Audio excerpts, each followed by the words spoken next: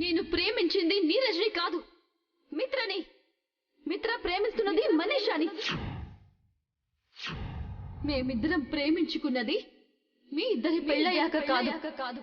మీ ఇద్దరి పెళ్లికి ముందే మేమిద్దరం ప్రేమించుకున్నాం, పెళ్లి చేసుకోవాలి అనుకున్నాం. మేమిద్దరం ఒకరినొకరు ఎంతగా ప్రేమించుకున్నామో ఆ ఇంట్లో ప్రతి ఒక్కరికి తెలుసు.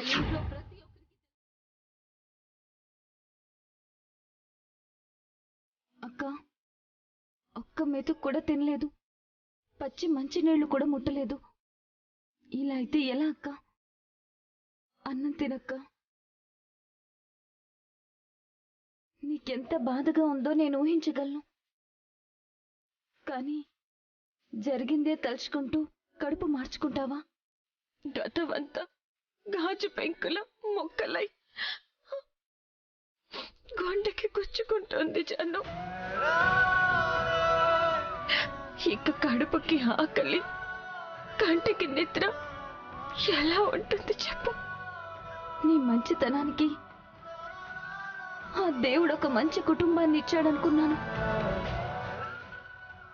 నువ్వు చేసిన పూజల ఫలితంగానే బావగారు లాంటి గొప్ప వ్యక్తి నీకు భర్తగా దొరికాడని మురిసిపోయాను. కానీ నీ దారిలో ఇన్ని దారుణమైన మలుపులు ఆ దేవుడు సృష్టిస్తాడని అనుకోలేదు. మన జీవితం సంతోషంగా సాగిపోతే కాలం కూడా అసూయపడుతుందేమో చాను. అందుకే అప్పుడప్పుడు ఇలాంటి అఘాతాలు సృష్టించి మనల్ని అందులోకి తోసేస్తూ ఉంటుంది. దాని నుంచి బయటకు వచ్చేలోపు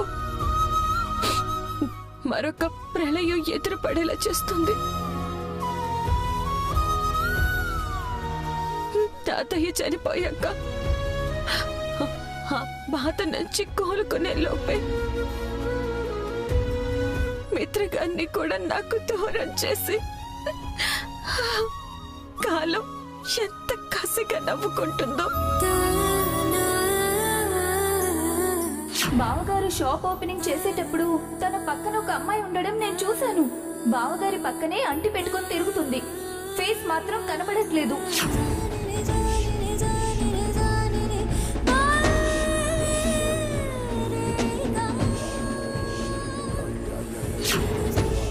నాకు ముందు నుంచి ఏదో జరుగుతుందని, బావగారి జీవితంలో ఎవరో ఉన్నారని అనుమానం వస్తూనే ఉందక్క. అది చెప్పడానికి ప్రయత్నించేదాన్ని. నువ్వేమో ఆ విషయాన్ని అస్సలు సీరియస్ గా తీసుకోలేదు. నాకేమో అది అప్పుడు నిరూపించే అవకాశము రాలేదు. ఇప్పుడు నిజం బయటపడింది. బావగారి జీవితంలో మరో అమ్మాయి ఉందని రుజువైపోయింది. నిజం నిప్పు లాంటిది అంటారు కదా జాను. అందుకే అది దాగకుండా ఏదో ఒక సమయంలో బయటపడిపోతుంది. కానీ ఒక్కోసారి అలా బయటపడిన నిజం కొందరి మనసుల్ని, మనోభావాల్ని కాల్చిపడేస్తుంది. అలాగే ఇప్పుడు ఈ నిజం నాకు మంచి చేస్తుందో చెడు చేస్తుందో నాకే అర్థం కావడం లేదు. మనుషుల స్వరూపాలు, స్వభావాలు తెలిసాయి, బాగానే ఉంది. కానీ దాని వల్ల కూడా నేనే బాధపడుతున్నాను. అలాంటప్పుడు బయటపడిన ఈ నిజంతో సంతోషపడాలా, బాధపడాలా, నాకు ఏం అర్థం కావట్లేదు జాను. అక్క, బావగారు చాలా మంచివారు కదక్క. మరెందుకు బావగారిని వదిలేసి వచ్చావు? నిన్ను బాగా చూసుకునేవారు కదా, నాతో బాగా ఆడుకునేవారు కదా. నువ్వు బావగారు మళ్ళీ కలుసుకోరా?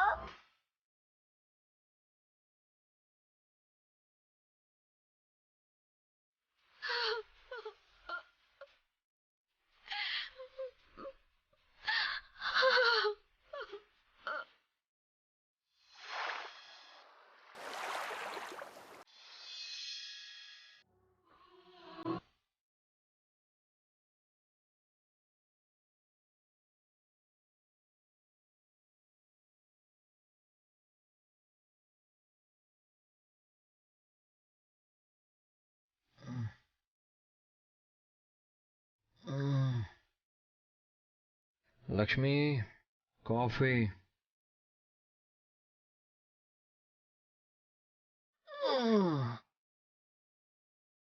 Lakshmi coffee.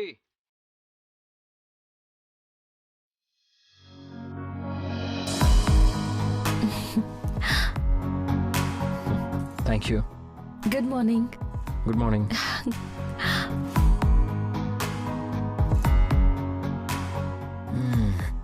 As usual super.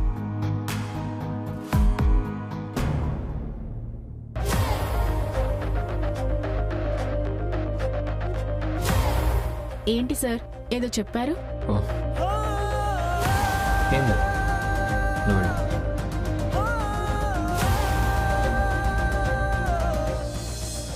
ఒకరి మనసు ఇంకొకరి మనసుతో పూర్తిగా ఏకమైపోయేంత ప్రేమ ఉన్నప్పుడు ఒకరి రాకని మరొకరికి ఈ పంచభూతాలే తెలియచేస్తాయట. నేను నీకు ఇష్టం లేదా? మీరు నాలో సగభాగం గారు. మీరు నాతో ఉంటే ఈ ప్రపంచంతో నాకు పని లేదు అనిపిస్తుంది. నేను మిమ్మల్ని ప్రేమిస్తున్నాను మిత్ర గారు.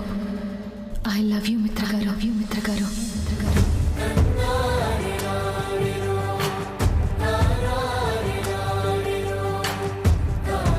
మిత్ర గారు, మీకెన్నిసార్లు చెప్పాను టవల్ ఉండాల్సింది బెడ్ మీద కాదు బయట దండం మీద అని? అయ్యో సారీ లక్ష్మి, మర్చిపోయాను. ఇదిగో ఇప్పుడే తీసేస్తాను, ఓకేనా?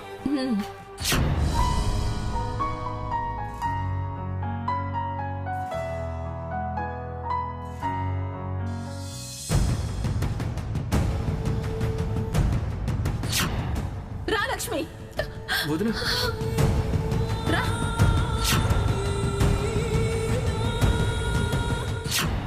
అది కాదు లక్ష్మి. లక్ష్మి ప్లీజ్ లక్ష్మి, ఒక్కసారి నా మాట విను ప్లీజ్ లక్ష్మి.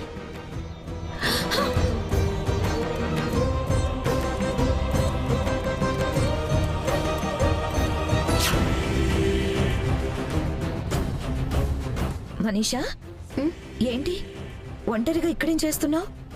ఏం లేదాంటీ, ప్రశాంతంగా గాలి పీల్చుకుంటున్నాను. ఎందుకో నాకు మళ్ళీ కొత్తగా ఊపిరొచ్చినట్టు అనిపిస్తోంది. ప్రపంచం మళ్ళీ కొత్తగా కనిపిస్తోంది. ఎందుకంటే ఆ ప్రపంచంలో లక్ష్మి లేదు కాబట్టి. నిన్న జరిగిన ఇన్సిడెంట్ నీలో చాలా మార్పులు తీసుకొచ్చినట్టున్నాయి. అవునా ఆంటీ, చాలా మంచి మార్పు. మనసు నిండా ప్రశాంతత నింపే మార్పు. I'm very happy now. చూడు మనీషా, ఇదే నీకు రైట్ టైం. మిత్రుని నీ వైపుకు మళ్లించుకోవాలన్నా, అతి త్వరలో పెళ్లి చేసుకోవాలన్నా ఇక నుంచి మిత్రదారి మారకూడదు, మరో వైపుకు వెళ్ళకూడదు. లక్ష్మి వైపుకు అస్సలు చూడకూడదు. Got it? ఎస్ ఆంటీ, ఇంతవరకు కష్టపడ్డ దాన్ని ఇప్పుడు మాత్రం సులువుగా ఎలా వదిలేస్తాను? మిత్ర నా గుప్పెట్లో నుంచి తప్పించుకోలేడు. నన్ను దాటి మళ్ళీ లక్ష్మిని చేరుకోలేడు. That's good.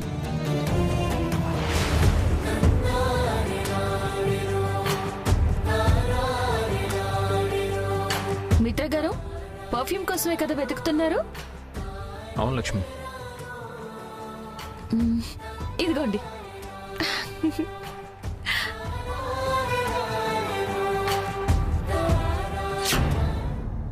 Thank you Lakshmi.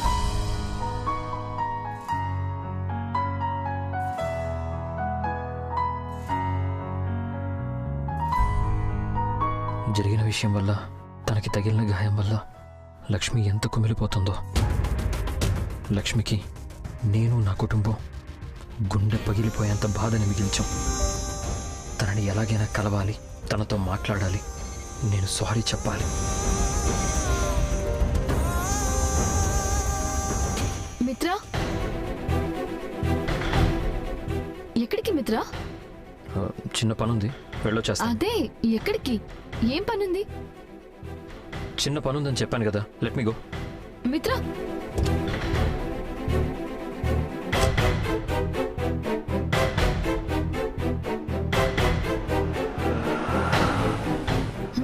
ఇంత ఇప్పుడు ఎక్కడికి వెళ్ళిపోతున్నట్టు?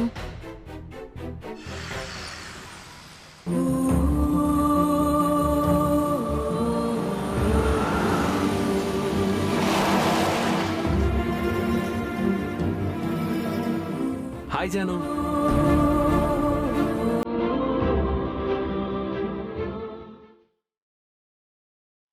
జాను ఆగు. జాను,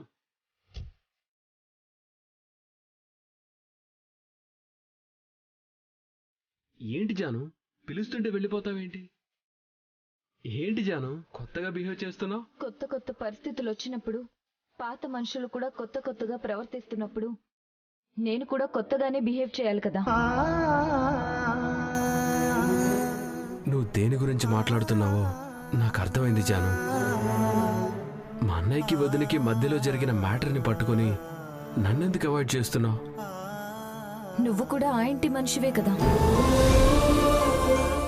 నీ బుద్ధులు ఎలాంటివో, నీ పద్ధతి ఎలాంటిదో నాకు తెలీదు కదా. What nonsense are you talking? Nonsense మాట్లాడుతుంది, నాన్ సెన్స్ చేస్తుంది నేను కాదు, మీరు, మీ ఇంట్లో వాళ్ళు. అబ్బం శుభం తెలియని మా అక్క బ్రతుకుని నాశనం చేయడానికి మీ అందరికీ మనసు ఎలా వచ్చింది? మా అక్క చీమకు కూడా హాని తలపెట్టదు. తెలిసి కానీ తెలియక కానీ ఏ మనిషికి బాధ కలిగించదు. అలాంటి మా అక్క జీవితంతో మీరందరూ ఆడుకున్నారు, అవునా కాదా? చూడు జాను, వదిన్ని మోసం చేయాలని కానీ తన బ్రతుకుతో ఆడుకోవాలని కానీ మా ఉద్దేశం కాదు. పరిస్థితులు అలాంటివి. అర్థం చేసుకోవడానికి ప్రయత్నించు. అర్థం అవుతుంది, ఇప్పుడిప్పుడే బాగా అర్థం అవుతుంది. బావగారు చాలా మంచి మనిషి అనుకునేవాళ్ళం. అలాంటి వ్యక్తి అక్కకి భర్తగా దొరకడం అక్క అదృష్టం అని మురిసిపోయేవాళ్ళం. కానీ బావగారు అక్కని ఇంత ఘోరంగా మోసం చేస్తారని అస్సలు ఊహించలేదు. జాను ప్లీజ్, అన్నయ్య ఉన్న పరిస్థితి వేరు. అది నేను నీకు చెప్పినా అర్థం కాదు. వద్దు బాబు, వద్దు. తమరు నాకేమీ చెప్పొద్దు, నేను ఏమీ విందల్చుకోలేదు. నేను చెప్పిన వినవా?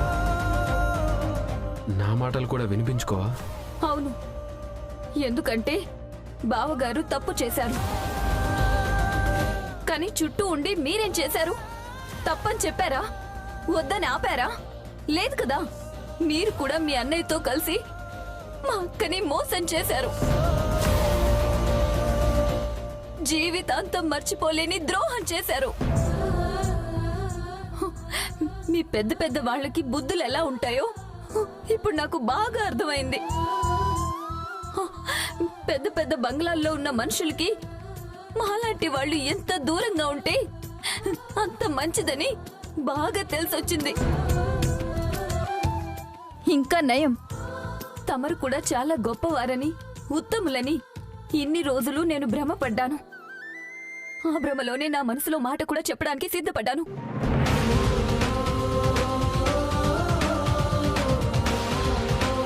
చెప్పకుండా మంచి పని చేశానని ఇప్పుడు నాకు అనిపిస్తుంది. హే జాను ఆగు, ఆగు. ఇప్పుడేమన్నా జాను, ఇప్పుడు ఏం చెప్పావో చెప్పు. మనసులో మాట చెప్పలేదా? ఏంటా మనసులో మాట? జాను ప్లీజ్ చెప్పు జాను. ఒకప్పుడు చెప్పాలని అనుకున్నాను, ఇప్పుడు చెప్పకూడదు అనుకుంటున్నాను. ఇక మీదట కూడా ఎప్పుడూ చెప్పను. Good bye.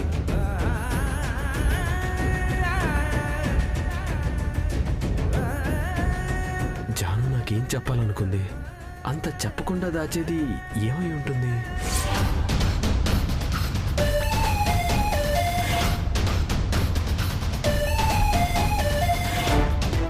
లక్ష్మికి మిత్రకి ఆ విడాకులు కూడా త్వరగా అయిపోతే వెంటనే లక్ష్మిని పెళ్లి చేసుకొని దాని అంతము ఆస్తి రెండూ సొంతం చేసుకోవాలి.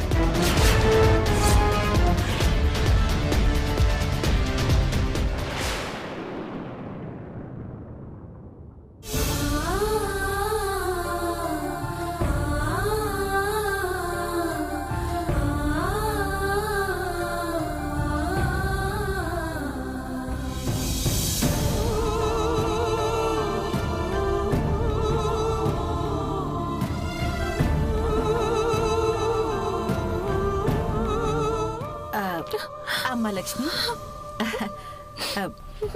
ఒంటరిగా ఉంటే పిచ్చి పిచ్చి ఆలోచనలతో బుర్ర పాడైపోతుంది. వచ్చి అలా కూరగాయలు అవి కట్ చేద్దుగనరా, నీకు కూడా కొంచెం ఊసిపోతుంది. నువ్వేంటి ఇంకా బట్టలు మడతలు పెట్టడం దగ్గరే ఉన్నావా? ఉతకాల్సినవి చాలా ఉన్నాయి కదా, త్వరగా కానీ. నువ్వు రా అమ్మా, కూర్చో. ఏమీ ఆలోచించకుండా ఈ కాస్త బెండకాయలు కోసిపెట్టే.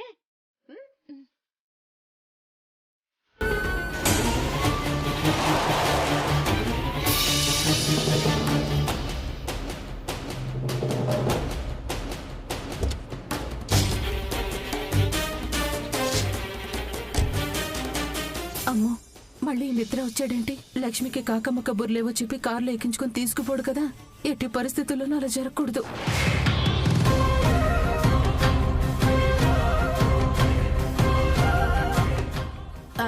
అమ్మా లక్ష్మి, ఈ పనులన్నీ నీకెందుకులే గాని నువ్వు వెళ్ళి రెస్ట్ తీసుకో. పర్వాలేదు పిన్ని, నేను చేస్తాను. ఏడ్చి ఏడ్చి మొహం చూడమ్మా ఎలా పీక్కుపోయిందో. వెళ్ళమ్మా, చూస్తుంటే నాకే జాలి వస్తుంది. వెళ్ళి కాసేపు పడుకోమ్మా. అది కాదు పిన్ని, పర్వాలేదు, వెళ్ళమ్మా, నేను చేస్తాను. పిన్ని,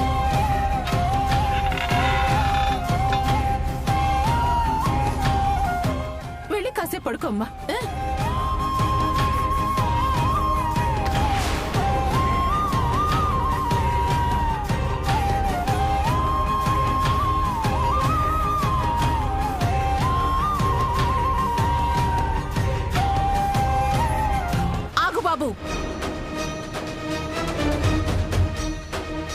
అత్తయ్య గారు, ఒకసారి లక్ష్మితో మాట్లాడాలి, పిలుస్తారా?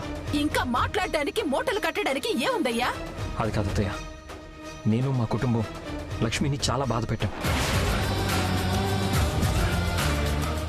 ఏ అమ్మాయికి చేయకూడనంత ద్రోహం చేశాం. ఒక్కసారి లక్ష్మిని క్షమించమని అడగాలి, ఒక్కసారి చెప్పాలి. సారీలు చెప్పాలి, పూరీలు వెయ్యాలి అని చెప్పి దాని మనసుతో మళ్ళీ ఇంకోసారి ఆడుకోకండి. అసలే అది మనసు ముక్కలయ్యి కుమిలి కుమిలి ఏడుస్తుంది. ఇప్పుడిప్పుడే నిన్ను నువ్వు చేసిన ద్రోహాన్ని మర్చిపోవడానికి అది ప్రయత్నిస్తుంది. ఇప్పుడు మళ్ళీ దాని పగిలిన మనసు ముక్కల్ని అతికిస్తాను, అటకెక్కిస్తాను అనుకుంటూ కొత్త నాటకం మొదలు పెట్టద్దు బాబు. దయచేసి ఇక్కడి నుంచి దయచేయి.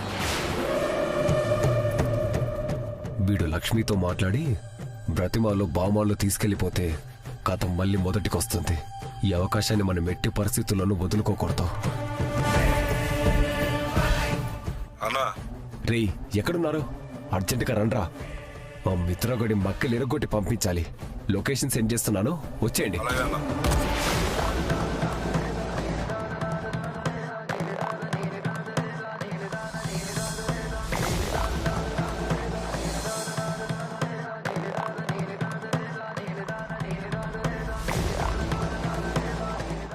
మిత్రా, మిత్రా. అరవిందా, ఏమైంది? మిత్ర ఎక్కడా? బయటికి ఎక్కడికో వెళ్ళినట్టున్నాడు అరవిందా. పరిస్థితులు ఎందుకో బాలేదనిపిస్తోంది. కొన్ని రోజులు మిత్ర ఇంట్లోనే ఉంటే బాగుంటుంది అని నా అభిప్రాయం. మరీ వాణ్ణి బంధించినట్టు ఉండమనడం కూడా కరెక్ట్ కాదేమో అరవిందా. నువ్వు అనవసరంగా టెన్షన్ తీసుకోకు. అతయ్య, దయచేసి నా మాట వినండి. ఓకే, ఒకసారి లక్ష్మిని బయటికి పిలవండి. మీరే నా మాట వినండి, వెళ్ళిపోండి. లక్ష్మి, లక్ష్మి, లక్ష్మి, లక్ష్మి, లక్ష్మి, మిత్ర గారి గొంతులా ఉంది. లక్ష్మి, లక్ష్మి, లక్ష్మి.